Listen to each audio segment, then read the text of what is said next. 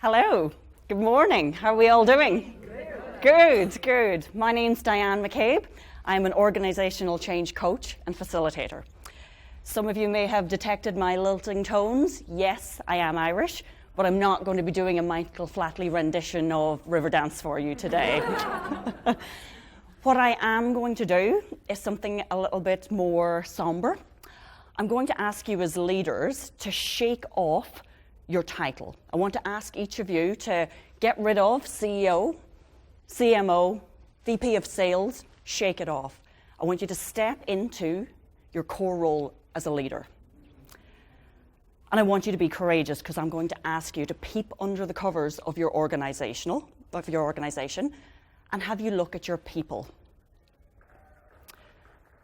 Have you ever felt in your role as a leader at this moment in time with so much change that you're struggling with the balance between organizational change and what is required of you in the marketplace to keep competitive, with keeping your people and the mental health of your organization in balance? The more pressure that is weighing down on you with change is actually now crippling some of your people. 1 in 5 people in Australia suffer with a mental health issue.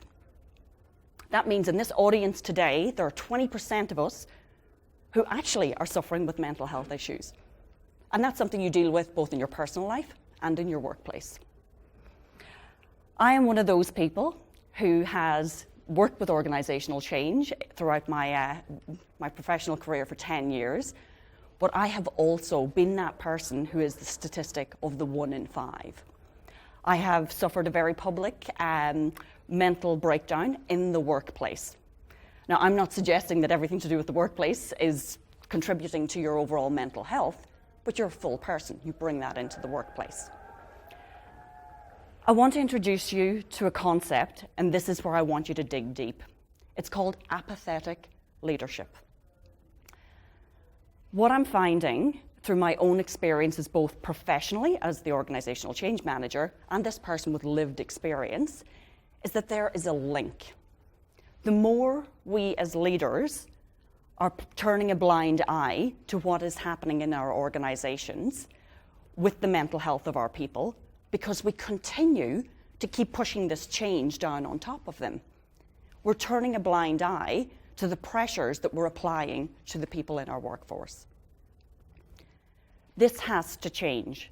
And this is something that through my experience, both lived and professionally, that I have now challenged myself that this is my mission going forward. My coaching, my organizational change background, plus my lived experience, has made me want to actually work with each one of you as leaders to bring this into your organization. And how are you going to do that? The way forward for this is, again, every day, keep remembering that you are not just the hat that you wear. You are not just that role. Dig deep into your heart. We use this term when we're leaders that we say, I've got an open door policy. Have you created the environment for someone to walk through that door? If you haven't, you need to do that. The other thing you need to do is peep out of the office, have a look around. How are you feeling today? How are you feeling today? Because if we look after the health and well-being of our employees, they will thrive both in the workplace and they bring that home to their families, but they also will thrive in your organization. So I invite you to work with me. Change your overall cultural perception, because every person in your organization is a leader. It doesn't matter what level of the organization they are at. They all need coaching. They all need to work together as a team, build that culture, build that capability, that strength within your organization so you can thrive in the workplace as well as the marketplace. I want to leave you with one particular quote, which for me sums up this term apathetic leadership, which is, for evil to prevail, all it takes is for good men to do nothing. Thank you.